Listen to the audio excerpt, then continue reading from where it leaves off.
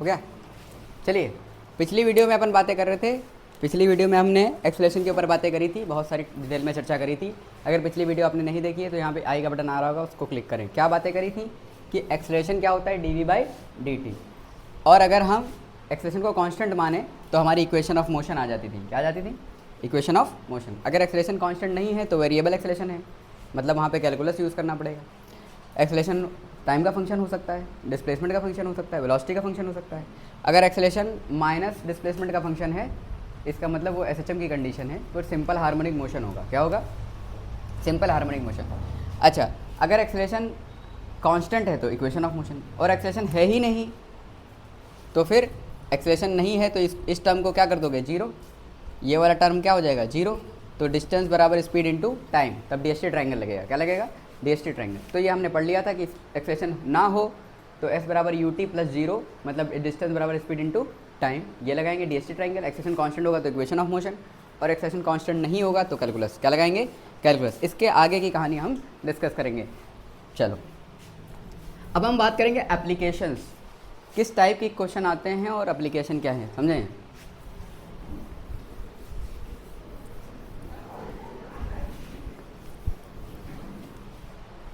तो सबसे पहली एप्लीकेशंस में समझ लें।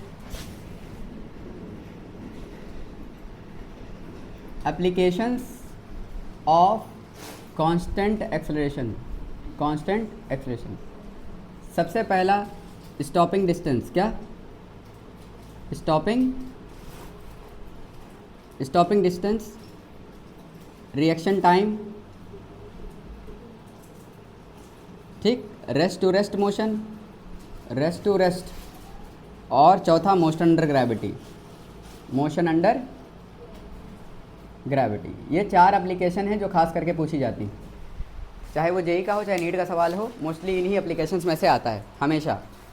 अगर वो 1D से सवाल आया है या 2D से भी सवाल आया है तो वो इसी में से होता है। स्टॉपिंग डिस्टेंस, उसके बाद reaction time, rest to rest motion और motion under gravity.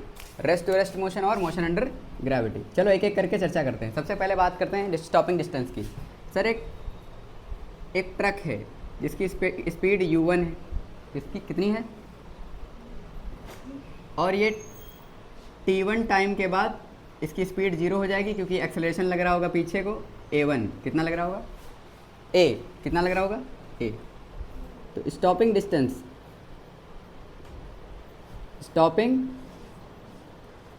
Stopping distance का मतलब कितनी दूरी बाद ये क्या हो जाएगा? रुक जाएगा। तो भाई यहाँ से यहाँ तक कितना चला? ये s1 चला। कितना चला? t1 टाइम में s1 चला। स्पीड कितनी थी? u1, ठीक। अच्छा, एक कार है, बहुत घटिया कार, u2 कितनी है? u2, ये भी यहीं से चलती है, ये मान लो s2 डिस्टेंस चलती है। कितनी डिस्टेंस चलती है? और ये भी रुक जाती है क्योंकि इसके ऊपर भी एक्सेलरेशन a लग रहा है। अगर दोनों के ऊपर रिटार्डेशन फोर्स सेम लग रहा है, मतलब दोनों के ऊपर एक्सेलरेशन सेम लग रहा है, दोनों ने ब्रेक मारा, दोनों के ने रिटार्डेशन सेम हुआ है। अगर रिटार्डेशन सेम हुआ है तो बताइए, ध्यान से देखिए, v बराबर u प्लस at। हाँ क्या? क्योंकि ये एक्सेलरेशन निगेटिव में है और मोशन इधर है, एक्सेलरेशन इधर है, तो मोशन की डायरेक्शन पॉजिटिव और एक्सेलरेशन की डायरेक्शन निगेटिव, तो हम इसको क्या ले लेंगे? माइनस। क्या ले लेंगे? माइनस। तो बताओ, final speed zero, initial speed u1 क्या हो जाएगी? हाँ क्या? अच्छा, और माइनस at1 कितना? तो कितना आ गया? u1 बराबर at1। u1 बराबर, ऐसे ही दूसरे के लिए लगाओगे, इसके लिए तो u2 बराबर at2 लगाओगे। अच्छा, डिवाइड कर दोगे तो ये मर जाएगा, तो क्या आ जाएगा? u1 बाई u2 बराबर t1 बाई t2। मतलब अगर कार की स्पीड इतनी है और इसकी स्पीड इतनी है तो इसको इतना टाइम लगेगा, इसको इतना टाइम लगेगा। समझ में आ रहे हो? ये आपका सबसे स्टैंडर्ड सवाल आता है कि एक कार जा रही है 60 से, कितने से कार जा रही है? कार जा रही है 60 से और ट्रक जा रहा है, मतलब कार जा रही है 120 से और ट्रक जा रहा है 60 से। हाँ कि ना? तो टाइम दोनों में क्या आ जाएगा? 120 बटे 60, 120 बटे 7। तो टाइम एक का दूसरे के रिस्पेक्ट में 2 टाइम्स लग जाएगा, ठीक। अच्छा, दूसरी चीज़ आपने लगाया s is equals to u t plus half a t square, क्या लगाया, पर ये मत लगाइए, आप लगाइए वी स्क्वायर बराबर यू स्क्वायर प्लस 2as, ठीक है, क्योंकि यार एक्सेलरेशन निगेटिव में है और फाइनल स्पीड क्या हो गई है 0 और ये क्या है निगेटिव में है, तो यू स्क्वायर बराबर 2as, तो मतलब u1 के लिए u1 स्क्वायर बराबर 2as1, उसको रुकने में कितना समय लगेगा, और u2 को रुकने में कितना समय लगेगा 2as2, तो जब डिवाइड करोगे तो 2a से 2a कट जाएगा, s1/s2 क्या आ जाएगा, हाँ, तो s1/s2 कितना आ जाएगा, u1/u2 का होल ऑफ स्क्वायर, u1/u2 का whole of square. Sir u1/u2 क्या है, t1/t2, तो s1/s2 क्या हो जाएगा, t1/t2 का होल ऑफ स्क्वायर। बोलो स्टॉपिंग डिस्टेंस समझ में आ गया। सर 2 फॉर्मूले हैं, दोनों याद होने चाहिए, ठीक, कोई दिक्कत वाली बात नहीं, क्लियर है, कोई दिक्कत वाली बात नहीं। क्या यहाँ तक कहानी समझ में आ गई है कि अगर मान लो एक की 60 से जा रहा है और एक कितना जा रहा है, चलो एक छोटा सा क्वेश्चन कर लेते हैं ध्यान से। जैसे मान लो एक बॉल है जो 120 मीटर पर सेकंड से जा रही है, हाँ, और इसके ऊपर एक्सेलरेशन लगा 10 मीटर पर सेकंड स्क्वायर, पीछे को कितना लगा, या इसके ऊपर एक्सेलरेशन लगा a, और एक बॉल जा रही है कितने से 60 से, कितने से जा रही है 60 मीटर पर सेकंड से, इसके ऊपर भी एक्सेलरेशन लगा पीछे को, ठीक, ये a बॉल है और ये b बॉल, ठीक, तो हम कहेंगे इसको रुकने में कितना समय लगेगा, ua/ub इक्वल्स टू ta/tb, नहीं आया, मतलब ua/ub कितनी है, मतलब ta/tb कितना आ जाएगा, ta/tb आ जाएगा आपका 120/60, मतलब 2, कितना आ जाएगा 120/60, मतलब a को रुकने में ज़्यादा समय लगेगा देन b, नहीं आया, कुछ चमका कि नहीं चमका।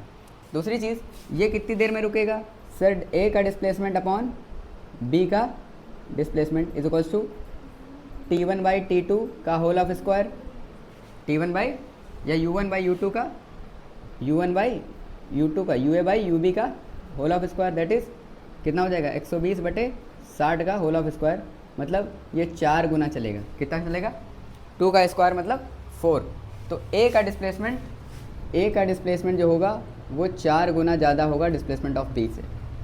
यही छोटा सा सवाल आता है हमेशा ज़्यादातर स्टॉपिंग डिस्टेंस पे, यही छोटा सा एप्लीकेशन है। क्या आपको स्टॉपिंग डिस्टेंस समझ में आ गया, कांस्टेंट एक्सेलरेशन, दोनों में एक्सेलरेशन सेम लग रहा है, दोनों में अगर एक्सेलरेशन सेम लग रहा है तभी ऐसा करेंगे स्टॉपिंग डिस्टेंस के, तभी आप ये रेशियो लिख रहे हैं, ये रेशियो दोनों तब आते हैं, ये दोनों रेशियो कब आते हैं, बोथ हैव सेम रिटार्डेशन बोले, क्या बोले, या और रिटार्डेशन फोर्स बोले, तब भी क्या मतलब है, रिटार्डेशन या रिटार्डेशन फोर्स का मतलब निगेटिव एक्सेलरेशन सेम है, दोनों का रिटार्डेशन सेम है। अच्छा, रिटार्डेशन का मतलब क्या होता है, जैसे वेलोसिटी की दिशा में अगर एक्सेलरेशन है तो उसको एक्सेलरेटेड मोशन बोलते हैं, और वेलोसिटी की दिशा के अब विपरीत है, उल्टा है, तो उसको रिटार्डेशन बोलते हैं। तो वेलोसिटी इधर को है, एक्सेलरेशन पीछे लगाएंगे तभी तो रुकेगी, ठीक, तो इसको जब वेलोसिटी घट रही हो तो उसको क्या बोलेंगे, रिटार्डेशन, क्या बोलेंगे, मतलब घट क्या मतलब, बेसिकली वेलोसिटी की अपोजिट दिशा में अगर एक्सेलरेशन है तो उसको क्या बोलेंगे, रिटार्डेशन। यहाँ तक कहानी समझ में आ गई। अच्छा, अब एक चीज़ है रिएक्शन टाइम, क्या है रिएक्शन टाइम, चलो रिएक्शन टाइम समझ लेते हैं।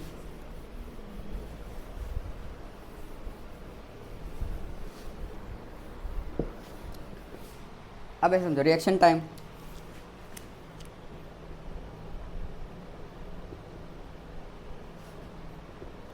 रिएक्शन टाइम क्या चीज़ होती है, जैसे मान लो हर चीज़ का एक रिएक्शन टाइम होता है। जैसे हम गाड़ी लेके जा रहे थे और हमने देखा, अरे सामने एक कुत्ता आ गया, हाँ क्या ना, या कोई कुछ आ गया, भैंस आ गई, तो मेरे दिमाग को सोचने में वक्त लग जाएगा थोड़ा, नैनो सेकेंड्स में, हाँ क्या ना, मिली सेकेंड्स में, कि यार अरे हाँ कुछ है तो मुझे मारना है ब्रेक। तो कुछ वक्त तो क्या मैंने देखा फटाक से ब्रेक मार दिया, ऐसा होता नहीं है, कुछ तो ह्यूमन ह्यूमन का रिएक्शन टाइम होता है 0.2 सेकेंड, ठीक। 0.2 सेकेंड तो उसको समझने में लग जाएगा कि अरे कुछ है, तो ब्रेक मारने से पहले वो इतना टाइम तो वो सोचने में लगा देगा, उसी को बोलते हैं रिएक्शन टाइम, ठीक। जैसे बिल्ली का रिएक्शन टाइम देखें आप तो बहुत फास्ट होता है, समझे, बहुत फास्ट, मतलब बहुत कम होता है, सॉरी बहुत फास्ट क्या, बहुत कम होता है रिएक्शन टाइम, ठीक। अब रिएक्शन टाइम की बात समझो। जैसे कोई ट्रक है, अब ये ट्रक जो है इसकी स्पीड है v, कितनी है, u है स्पीड, कितनी स्पीड है, और यहाँ पे एक लड़की खड़ी हुई है, यहाँ पे कौन खड़ी है, एक लड़की खड़ी है, ठीक। तो अपना ट्रक है, अपने ट्रक ने देखा अरे लड़की खड़ी हुई है, कितनी दूरी पे, मान लो s दूरी पे, कितनी दूरी पे, s दूरी पे, नहीं आया तो समझना। अब कुछ टाइम तो ड्राइवर का रिएक्शन टाइम होगा, तो जब तक के यहाँ से मान लो यहाँ तक रिएक्शन टाइम है, क्या है, यहाँ से यहाँ तक क्या हो गया, रिएक्शन टाइम। तो जब तक रिएक्शन टाइम, यहाँ से यहाँ तक का रिएक्शन टाइम रहा, तब तक के तो ब्रेक पे पैर रखा नहीं ना, मतलब एक्सेलेरेशन है ही नहीं है। तो सर यहाँ पर एक्सेलेरेशन नहीं है, यहाँ पर एक्सेलेरेशन नहीं है, तो अगर एक्सेलेरेशन नहीं है तो यहाँ पे क्या लगाएंगे, DST, क्या लगाएंगे, DST ट्रायंगल लगा देंगे। फिर यहाँ से यहाँ तक क्या होगा, एक्सेलेरेशन नेगेटिव, रिटार्डेशन चालू हो जाएगा कि नहीं भैया। यहाँ पे ब्रेक मार दिया, ब्रेक पे पैर रख दिया, तो क्या चालू हो गया, रिटार्डेशन चालू हो गया, तो एक्सेलेरेशन कैसा हो गया, निगेटिव। तो जब एक्सेलेरेशन निगेटिव हो गया और एक्सेलेरेशन कांस्टेंट निगेटिव हो गया, हाँ कि ना, तो यहाँ पे क्या लगेगा, इक्वेशन ऑफ मोशन नहीं आया। तो ये टोटल दूरी मान लो कितनी है, x कितनी है, और यहाँ से यहाँ तक की दूरी कितनी है, y कितनी है, समझे क्या, समझे, और यहाँ से यहाँ तक का डिस्प्लेसमेंट कितना है, s कितना है। तो y तक के तो कोई रिएक्शन टाइम था नहीं, तो y बराबर स्पीड इंटू रिएक्शन टाइम, कौन सा, speed into speed, y distance तक तो क्या लगेगा, y बराबर DST, डिस्टेंस बराबर स्पीड इंटू, तो स्पीड थी u, रिएक्शन टाइम इतना, तो यहाँ से यहाँ तक चल दिया, फिर उसके बाद एक्सेलेरेशन चालू हो गया, तो s बराबर क्या लगेगा, यहाँ से यहाँ तक की स्पीड तो वही रहेगी ना, जो यहाँ थी स्पीड वो यहीं रहेगी, क्योंकि स्पीड तो बदली नहीं। फिर यहाँ के लिए स्पीड क्या हो जाएगी, वही रहेगी ut प्लस हाफ at²। अब y प्लस ये वाला दूरी प्लस ये वाली दूरी मिला के x दूरी है कि नहीं, y प्लस s दूरी मिला के क्या है, x दूरी है, बस खत्म सवाल, यही सवाल आता है बस। हाँ ये वाला, हाँ ठीक है, एक्सेलेरेशन निगेटिव में तो ut माइनस हाफ at² लगाएंगे, ठीक। अब समझो, बस कॉन्सेप्ट समझो, कॉन्सेप्ट क्या है, जहाँ जब तक के रिएक्शन टाइम था तब तक ब्रेक पे पैर नहीं रखा था, मतलब एक्सेलेरेशन नहीं था, मतलब DST ट्रायंगल लगेगा। तो यहाँ से यहाँ तक के y डिस्टेंस जो चले हम, वो स्पीड इंटू टाइम कितना लिया, जो सोचने में लगा दिया, नहीं आया रिएक्शन टाइम। फिर उसके बाद ब्रेक पे पैर रखा, रिटार्डेशन चालू हो गया, रिटार्डेशन मतलब कांस्टेंट एक्सेलेरेशन, तो कांस्टेंट एक्सेलेरेशन में कितनी डिस्टेंस चला, s बराबर ut plus minus half at²। ये वाली डिस्टेंस बराबर ट्रक और बच्ची के बीच की डिस्टेंस, ठीक है, समझे कि समझे। तो इस टाइप के सवाल आ जाएंगे, ठीक। सवालों की टेंशन ना लें, सवाल इतने कराए जाएंगे कि आप छोड़ के चले जाएंगे चैनल। इधर देखो, रिएक्शन टाइम आपको समझ में आ गया, क्या स्टॉपिंग डिस्टेंस समझ में आ गया, रिएक्शन टाइम समझ में आ गया, कोई दिक्कत वाली बात नहीं है। अच्छा, एक और चीज़ समझ लेते हैं ध्यान से, ये हो गया रिएक्शन टाइम। अब आते हैं रेस्ट टू रेस्ट मोशन। कौन सा मोशन, इसके क्वेश्चन कराएंगे, टेंशन ना लो बिल्कुल। इसमें बस इतना याद रखो कि यहाँ से यहाँ तक के DST ट्रायंगल, क्योंकि स्पीड बदली नहीं है, क्योंकि और स्पीड बदलेगी नहीं, जब तक रिएक्शन टाइम चलता रहेगा तब तक स्पीड बदलेगी नहीं, और DST ट्रायंगल लगाएंगे, ठीक। उसके बाद इक्वेशन ऑफ मोशन लगाएंगे। अब ध्यान समझो, रेस्ट टू रेस्ट मोशन, कौन सा motion, rest to rest motion. जैसे मान लो कोई 0 पे था और फिर उसने कुछ स्पीड बढ़ाई, v मैक्सिमम तक गया वो, और फिर स्पीड घटा के फिर 0 कर दिया, क्या हुआ, बैटरी लो का मैसेज है, एक सेकंड,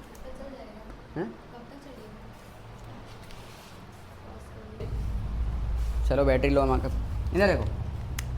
तीसरा रेस्ट टू रेस्ट मोशन। कौन सा? Rest to rest motion. ठीक, अब रेस्ट टू रेस्ट मोशन में क्या है कि वो रेस्ट पे था, फिर उसने एक्सेलरेट किया। अब यहाँ से यहाँ तक उसका एक्सेलरेटेड मोशन था। कैसा था? Accelerated motion. नहीं आया। फिर उसके बाद स्पीड, एक मैक्सिमम स्पीड पकड़ ली, फिर घटाना शुरू करी, फिर रेस्ट पे आ गया। तो फिर यहाँ पर रिटार्डेशन है। क्या है? Retarded motion. एक्सेलरेटेड मोशन यहाँ पे क्या है? Retarded motion. मतलब यहाँ पे basically acceleration parallel to velocity है और यहाँ acceleration anti parallel to velocity है। तो यहाँ पर एक्सेलरेशन क्या है? पॉजिटिव लेंगे और यहाँ पर एक्सेलरेशन निगेटिव लेंगे।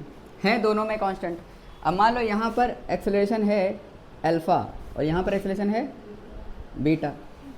एक्सेलरेशन है अल्फ़ा और वहाँ है बीटा। अब बताओ यहाँ से लेकर यहाँ तक का टाइम क्या होगा? टोटल टी टाइम है। कितना टाइम है? तो यहाँ से लेकर यहाँ तक के टाइम t1 और यहाँ से लेकर यहाँ तक का टाइम t2। कुछ समझ में आ रहा है कि नहीं आ रहा है? बिल्कुल बिल्कुल समझ में आ रहा है। फिर से देख ले एक बार, बहुत सिंपल है, वो लल्लू है, वो हलवा है। यहाँ से यहाँ तक एक्सेलरेटेड मोशन, यहाँ से यहाँ तक retarded motion. Acceleration positive, acceleration negative. Acceleration मान लो अल्फ़ा है, यहाँ लिया गया है और यहाँ बीटा। ठीक, प्लस अल्फ़ा माइनस बीटा, कोई दिक्कत नहीं है। यहाँ पे टाइम यहाँ से यहाँ तक t1 टाइम, यहाँ से यहाँ तक t2 टाइम, तो total time t। Total time, अरे लो मरो नहीं, प्लस अल्फ़ा और माइनस बीटा, कोई दिक्कत नहीं। मीटर पर सेकंड स्क्वायर, ये भी लिख दें। ठीक है, अब ध्यान समझें। यहाँ से यहाँ तक के लिए लगाओगे तो वी मैक्स बराबर u प्लस अल्फ़ा t1 लगाओगे। हाँ, v बराबर u प्लस at होता है। तो स्पीड कितनी हो गई यहाँ से यहाँ तक? फाइनल v मैक्स शुरुआत में कितनी थी? 0। एक्सेलरेशन है अल्फ़ा, टाइम लगा है t1। कोई दिक्कत वाली बात नहीं, कोई दिक्कत नहीं। समझ में आ रहा है कि नहीं? बहुत अच्छा। यहाँ पर बताओ, यहाँ पर क्या लिखोगे? फाइनल स्पीड क्या हो गई है? फाइनल हो गई है v। फाइनल कितनी हो गई है? 0। इनिशियल कितनी थी? v max. इनिशियल कितनी थी यहाँ पे इस वाली जर्नी में? फाइनल 0, यहाँ पर v max minus beta into t2। Acceleration कितना है? बीटा माइनस बीटा, और टाइम कितना लगा है? t2। ये फाइनल कितनी हो गई? 0। तो v मैक्स बराबर क्या हो गया? Minus b t2 minus b। नहीं आया।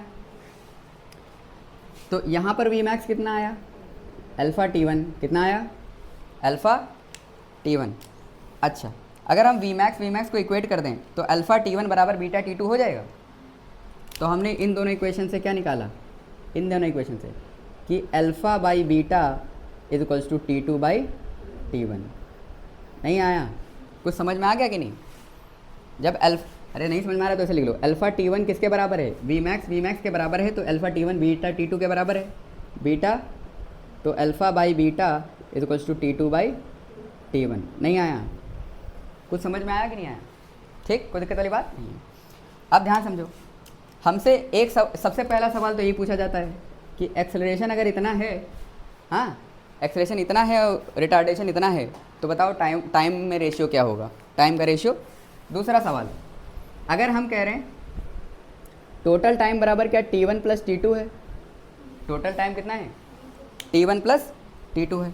अच्छा, अगर total time t1 plus t2 है, ध्यान समझें, तो t1 कितना है? v max by alpha. तो हमने लिख दिया v max by alpha plus v max by beta. Sir alpha beta को क्या ले लें? नहीं, v मैक्स कॉमन ले लो, तो t बराबर कितना हो जाएगा? v मैक्स कॉमन आ गया तो क्या हो गया? 1 upon alpha plus 1 upon beta. तो ये जब इसका एलसीएम लोगे तो आएगा alpha plus beta upon alpha. नहीं आया? तो यहाँ पे आ गया v मैक्स बराबर alpha plus beta upon alpha beta. Alpha जब अच्छा इसको इधर मल्टीप्लाई करोगे टाइम से और अल्फ़ा प्लस बीटा नीचे चला जाएगा, हाँ कि ना? तो यहाँ से हमारी इक्वेशन क्या बनेगी? v मैक्स बराबर v max alpha beta upon alpha plus beta into total time. नहीं आया? Alpha beta upon alpha plus beta into total time. कुछ समझ में आया कि नहीं आया? तो सर एक तो हमने यहाँ से निकाला और एक हमने यहाँ से निकाला। अरे यार हाँ ना तो बोलो। नहीं आया? आगे जाके एक और चीज़ बताऊँगा, थोड़ा सा समझ लो। अगर स्पीड वर्सेस टाइम का ग्राफ बनाया जाए, क्या बनाया जाए? स्पीड वर्सेस टाइम का ग्राफ बनाया जाए, तो इस पहले कांस्टेंट एक्सेलरेशन था, बढ़ा, फिर एक वी मैक्स आ गई, क्या आ गई? फिर कांस्टेंट से घटा, घटा कि नहीं घटा? यहाँ पर अल्फ़ा है, यहाँ पर माइनस बीटा एक्सेलरेशन है, यहाँ पर कितना है? अल्फ़ा। ये कितना है? V max. कितना है? ये कितना है? V max. स्पीड यहाँ मैक्सिमम आ गई। एक्सेलरेशन एक टाइम पे पॉजिटिव था। वीटी ग्राफ का स्लोप क्या बताता है? पॉजिटिव एक्सेलरेशन, मतलब एक्सेलरेशन बताता है। तो ये पॉजिटिव एक्सेलरेशन और ये नेगेटिव एक्सेलरेशन। तो एक टाइम तक बढ़ा फिर घटा, स्पीड एक टाइम तक बढ़ी, वी मैक्स पहुँच गई, फिर घटती घटती फिर जीरो हो गई।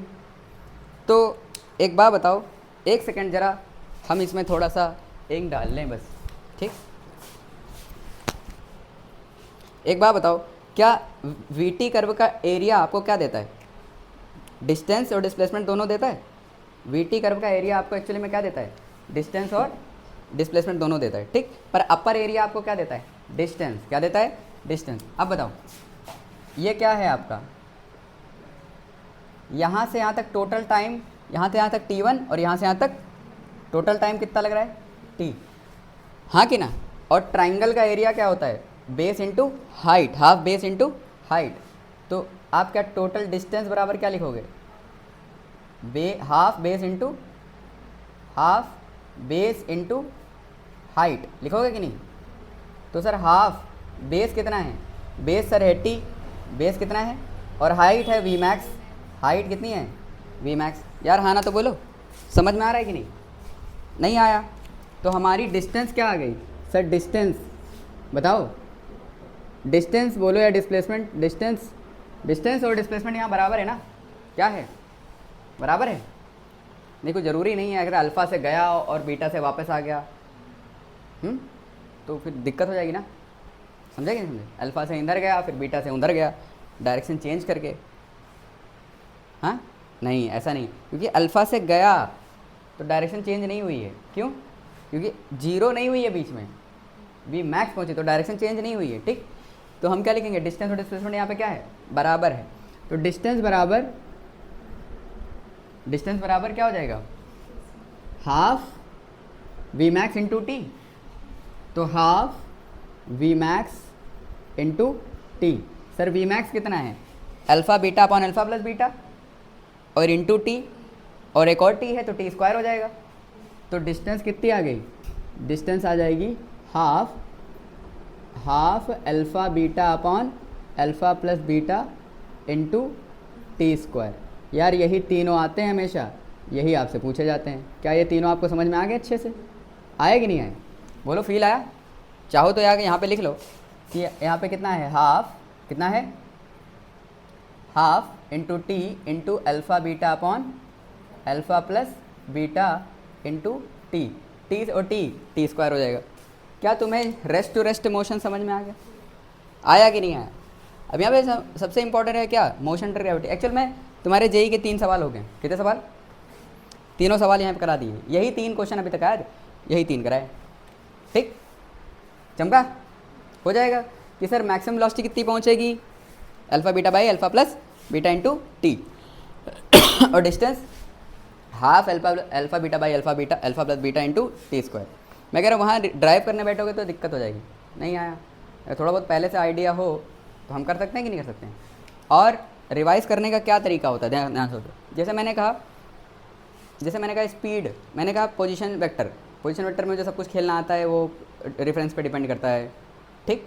फिर मैंने कहा स्पीड वेलोसिटी, तो मैंने कहा स्पीड पे सवाल आएगा तो एवरेज स्पीड पे आएगा। एवरेज स्पीड में या तो डिस्टेंस बराबर चलता है या टाइम बराबर लेता है, इस टाइप के हो गए। एवरेज वेलोसिटी आएगा तो कौन सा बीटी रिलेशन तो नहीं दिया है, या एरिया अंडर कर्व तो नहीं दिया है, या फिर u प्लस वी बाई 2 वाला तो नहीं लगाना है, हाँ कि ना? इस टाइप से। फिर उसके बाद एक्सेलरेशन की बात आई तो एक्सेलरेशन में कौन कौन सी होते हैं? एक्सेलरेशन जीरो है तो डेस्टी ट्रायंगल, एक्सेलरेशन कांस्टेंट है तो इक्वेशन ऑफ मोशन, और एक्सेलरेशन वेरी कर रहा है तो अब एक्सेलेरेशन 0 है तो सारा देख लिया, एक्सेलेरेशन कांस्टेंट है तो क्या क्या हो सकता है सर, रेस्ट टू रेस्ट हो सकता है, रिएक्शन टाइम हो सकता है, स्टॉपिंग डिस्टेंस हो सकता है, मोशन अंडर ग्रेविटी हो सकता है। क्या इनके सबके फॉर्मूले में आते हैं? अगर इस टाइप से आप फाइल बाय फाइल याद करोगे तो आपको सब कुछ याद रहेगा। ठीक, अब आते हैं, सुनना, इसमें एक और चीज़ है, मोशन अंडर ग्रेविटी। क्या है? Motion under gravity. तब तक आप इसको लिख लें, लॉक है। अच्छा हाँ, तो ये लिख लिया। अच्छा, तो हमने stopping distance, reaction time, rest to rest motion complete कर लिया। अच्छा, मोशन अंडर ग्रेविटी से पहले 2-3 चीज़ें और समझाते हैं, आपको अच्छा लगेगा, ध्यान समझें। एक होती है कि सेंटर पर वेलोसिटी कितनी होगी, ऐसे क्वेश्चन पूछे जाते हैं, ध्यान समझें। एक लेते हैं कि इसमें थोड़ी एप्लीकेशन और बढ़ाते हैं। ठीक, चौथा लिख लो आप कि वेलोसिटी एट सेंटर पॉइंट, और 5वीं एप्लीकेशन लिख लेंगे कि डिस्प्लेसमेंट रेशियो।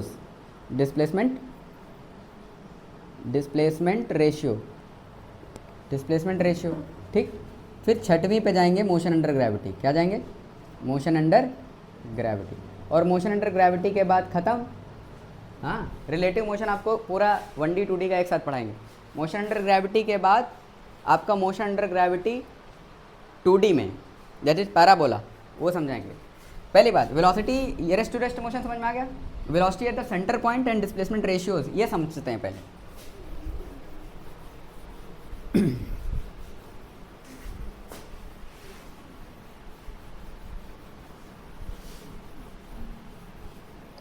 अब जैसे मान लो, सुनना, एक चीज़ है, वैसे मान लो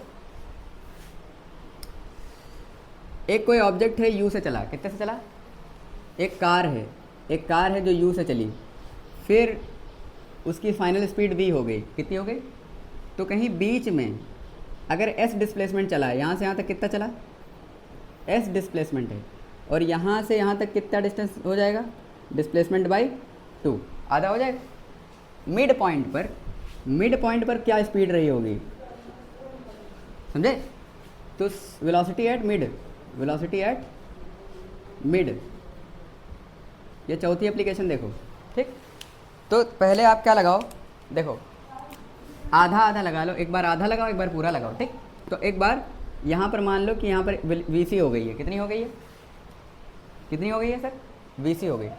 हम कह रहे हैं कि यार एक कार यहाँ से चली इनिशियल से u स्पीड से, और उसकी फाइनल स्पीड v हो गई, और वो डिस्प्लेसमेंट चली थी s, तो कहीं आधी दूरी पर उसकी स्पीड क्या थी? आधी दूरी पर। तो आधी दूरी के लिए हमने आधी दूरी काट ली, मिड पॉइंट बना लिया, और कहा कि मान लो वहाँ सेंटर पर जब मिड पॉइंट पर पहुँची थी, या वी मिड पर पहुँची थी, तो वी मिड, ठीक है, क्या हो जाएगी? अब यहाँ से यहाँ तक लगा लो, तो Vm का स्क्वायर बराबर u स्क्वायर प्लस 2as हो जाएगा कि नहीं? 2as/2 कितना हो जाएगा? डिस्प्लेसमेंट कितना हुआ है? 2as/2। यहाँ तक कोई दिक्कत वाली बात नहीं, समझ में आ रहा है कि नहीं? बहुत बढ़िया। अब यहाँ तक तो हमें समझ में आ गया। अच्छा, अब आगे देखो, अब पूरे में लगा देते हैं, इसमें लगा देते हैं, पूरे में लगा देते हैं। ठीक, जब पूरे में लगाओगे तो क्या लगाओगे? हाफ, ये आधे में लगाई है और ये फुल में लगाई, फुल में, तो क्या लिखोगे? फाइनल स्क्वायर, हाँ, बराबर इनिशियल स्क्वायर प्लस 2a और पूरी डिस्प्लेसमेंट, हाँ कि ना? ये पहली क्वेश्चन बन गई और ये दूसरी क्वेश्चन। यार हाँ ना तो बोलो, समझ में आ रहा है कि नहीं? अब यहाँ पे देखो, इसको सॉल्व करोगे तो लिखोगे Vm स्क्वायर, हाँ क्या लिखोगे? Vm स्क्वायर, क्या लिखोगे? इसको देखो, Vm square minus u square, तो Vm square minus u square, Vm square minus u square बराबर 2as/2, 2as/2। समझ में आ रहा है कि नहीं? अच्छा, 2as है कितना? 2as है v square minus u square, कितना है? 2as कितना है? v स्क्वायर माइनस, तो हमने वहाँ रख दिया Vm square minus u square बराबर कितना आ जाएगा? 2as की जगह क्या रख दो? v square minus u square. समझ में आ रहा है कि नहीं? कोई दिक्कत वाली बात नहीं। अच्छा तो वी एम स्क्वायर कितना हो जाएगा, वी एम स्क्वायर हो जाएगा, ये उधर जाएगा तो प्लस, तो v square by two minus u square by two, इसको डिवाइड कर लिया है और ये उधर लेकर गए हैं तो प्लस का यू स्क्वायर, प्लस का, अब हाफ यू स्क्वायर से एक you square, half you square खत्म कर दोगे तो यू स्क्वायर में से यू स्क्वायर बाई टू खत्म हो गया, तो क्या बचा, v square by two plus का यू स्क्वायर बाई टू बचा, बचा कि नहीं बचा। हाँ, अब तुम इनको साथ में लिख सकते हो कि मिड पॉइंट की जो वेलोसिटी थी वो थी v square plus u square by two, और स्क्वायर रूट हटाओगे तो अंदर क्या हो जाएगा, अंडर रूट, क्या हो जाएगा, क्या सेंटर पर ये होगी, सेंटर पर ये होगी, सब सेंटर पे समझ में आ गई। तो एक बार आधे पे लगाए, जब आपसे पूछे कि एक पूरे जर्नी में आधा आधा, तो एक बार आधे में लगाओ, एक में पूरे में लगाओ, एक बार आधे में एक में पूरे में, ठीक, आपका आंसर आ जाएगा। ठीक, अच्छा एक और चीज़ आपसे कहेगा, एक पोल में एक पोल है तो जब ड्राइवर उसको क्रॉस करता है, ट्रेन क्रॉस करती है, तो जब ड्राइवर क्रॉस करता है तो यू से क्रॉस करता है, फिर उसका जब लास्ट वाला जो कंपार्टमेंट है वो पास करता है तो वी से करता है, तो जो मिड पॉइंट है ट्रेन का वो कितने से करेगा, तो बेसिकली यही सवाल है। समझ में आ रहा है कि नहीं, अगर यूनिफॉर्म एक्सेलेरेशन है कैसा है, और बेसिकली हम किसकी एप्लीकेशन पढ़ रहे हैं, कांस्टेंट एक्सेलेरेशन मतलब यूनिफॉर्म एक्सेलेरेशन, कौन सी एक्सेलेरेशन, यूनिफॉर्म, तो सर हम यूनिफॉर्म एक्सेलेरेशन ही तो पढ़ रहे हैं, यूनिफॉर्म एक्सेलेरेशन।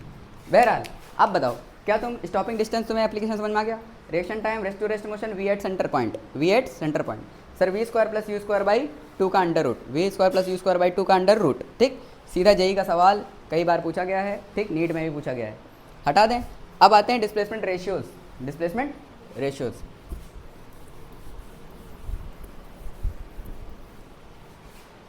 देखते रहें, समझते रहें, ध्यान समझें।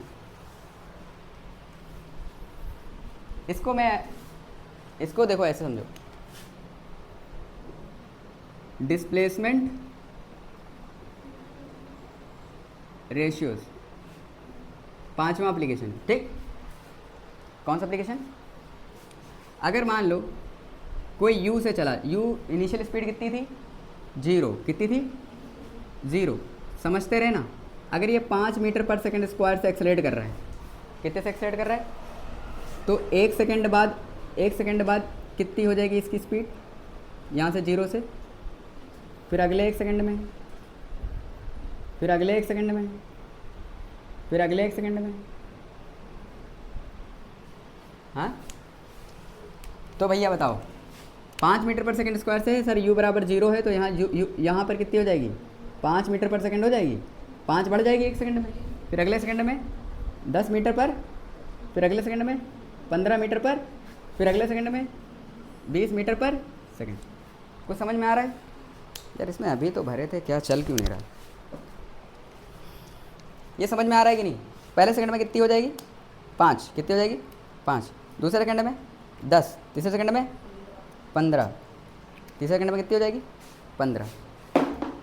अब ध्यान समझें, यहाँ से यहाँ तक की डिस्प्लेसमेंट निकालो, तो डिस्प्लेसमेंट निकालने के लिए आपको बताया था u plus v by two into time, u plus v by two into 5, 0 plus 5 बटे 2 इंटू 1, नहीं आया तो कितना हो जाएगा बताओ। ठीक, क्या ये 5/2 आ जाएगा। एक काम करो, यहाँ पे 10 ले लो, कितना ले लो, तो यहाँ पे कितनी हो जाएगी 10, कितनी हो जाएगी, यहाँ पे 20, यहाँ पे हो जाएगी 30, यहाँ पे 40, आसान पड़ेगा। 0 प्लस 10 बटे 2, तो यहाँ पे आएगा 0 प्लस 10 बटे 2, कितने सेकंड, 1 सेकंड, आ गया ना, तो क्या 5 मीटर चला। अब यहाँ से यहाँ तक की डिस्टेंस लो, 0 से 20, 0 प्लस 20 बटे 2 इंटू कितने सेकंड, हाँ कितने सेकंड, या फिर ऐसे ले लो, सुनना, यहाँ से यहाँ तक का ले लो, यहाँ से यहाँ तक का ले लो, ठीक, यहाँ से यहाँ तक का ले लो, तो 10 प्लस 20 बटे 2 इंटू 1, हाँ 1 सेकंड लगा यहाँ से यहाँ तक, तो 15 कितना आएगा, 15 मीटर। यहाँ से यहाँ तक का ले लो तो 20 प्लस 30 बटे 2 इंटू समय, तो 25 मीटर, कितना आ जाएगा। फिर यहाँ से यहाँ तक ले लो तो 40 प्लस 30 बटे 2 इंटू 1, क्या 35 आया। अगर हम इसको x मान लें तो क्या ये 3x नहीं है, ये 5x नहीं है, ये 7x नहीं है? नहीं आया है कि नहीं है? इसका मतलब क्या होता है, अगर कोई चीज़ रेस्ट से शुरू हुई है, कहाँ से शुरू हुई है? रेस्ट से शुरू हुई है, नहीं आया? तो पहले t टाइम में अगर x चला है तो अगले t टाइम में 3x चलेगा, तो अगले t टाइम में 5x चलेगा, तो अगले t टाइम में 7x चलेगा। नहीं आया? कोई ज़रूरी नहीं है 1 सेकंड, गैप बराबर होना चाहिए। क्या बराबर होना चाहिए? गैप बराबर होना चाहिए। मान लो कह पहले 5 मिनट में इतना चला, तो अगले 5 मिनट में, अगले 5 मिनट में, अगले 5 मिनट। अगर मान लो कह पहले 10 सेकंड में इतना चला, या पहले t सेकंड में इतना चला, फिर अगले t सेकंड में कितना चलेगा? अब हमसे कह रहे हैं मान लो पहले 10 सेकंड में, या पहले 10 सेकंड में 10 मीटर चला, कितना चला? तो अगले 10 सेकंड में 10 मीटर पहले चला था तो 3 गुना चलेगा, फिर अगले में 5 गुना चलेगा। मतलब हमें ये समझ में आ गया, displacement 1, displacement 2, second, third second, fourth second का रेशियो क्या हो जाएगा? 1:3:5:7:9 ऐसा करते चले जाओ। हाँ कि ना? नहीं आया? आया कि नहीं आया? इसकी और एप्लीकेशन कहाँ है? Tap problem. क्या? Tap problem. ठीक, जैसे टंकी है, क्या है? जैसे मान लो एक टंकी है,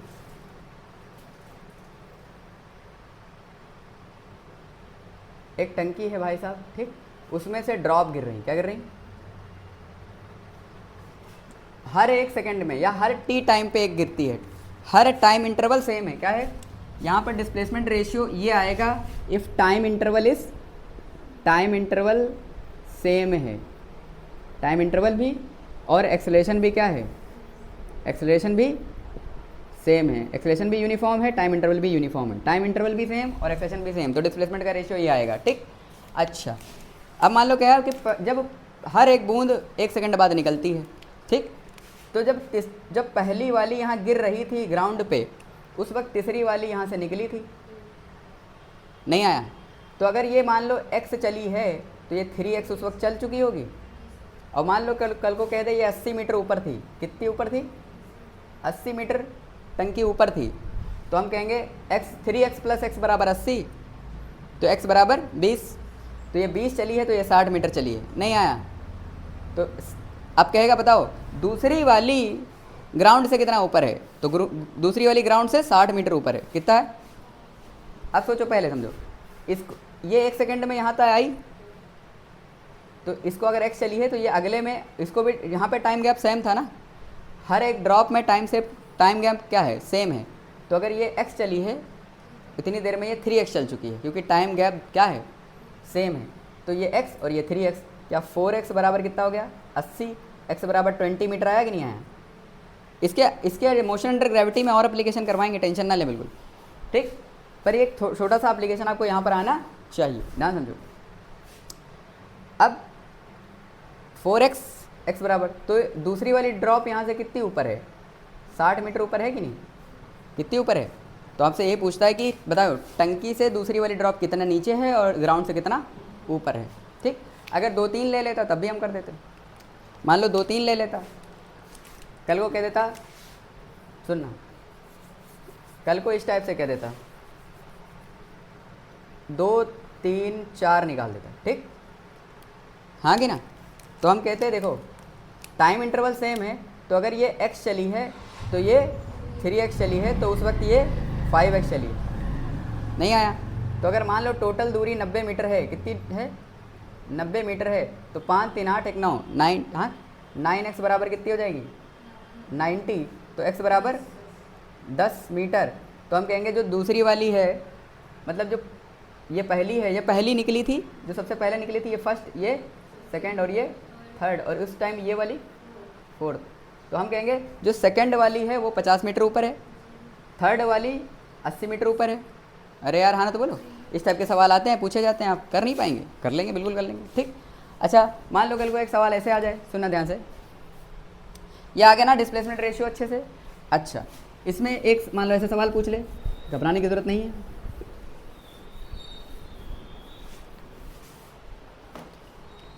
कहेगी टी टाइम में, हाँ कि ना, टी टाइम में एस चला, हाँ कि ना, टी टाइम में कितना चला, और 2t टाइम में S1 चला, t टाइम में S1 चला, और 2t टाइम में S2 चला। कितना चला? नहीं आया। तो S1 S2 में क्या रिलेशन है, S1 S2 में क्या रिलेशन है? तो समझो इस बात को, अगर यहाँ से यहाँ तक x चला है तो यहाँ से यहाँ तक 3x चला है, नहीं आया। यहाँ से यहाँ तक x चला है तो यहाँ से यहाँ तक, क्योंकि ये t तो ये भी t, तो यहाँ से यहाँ तक कितना हो गया, क्या मतलब टोटल S2 कितना हो गया, 4x हो गया कि नहीं, और x बराबर है कितना, S1, तो S2 बराबर 4S1। नहीं आया। हो जाएगा लल्लू टाइप सवाल। एक और लिख लो, चाहो तो लिख लो। लिख लिया? अच्छा, आप ध्यान समझो, एक और लिख लो।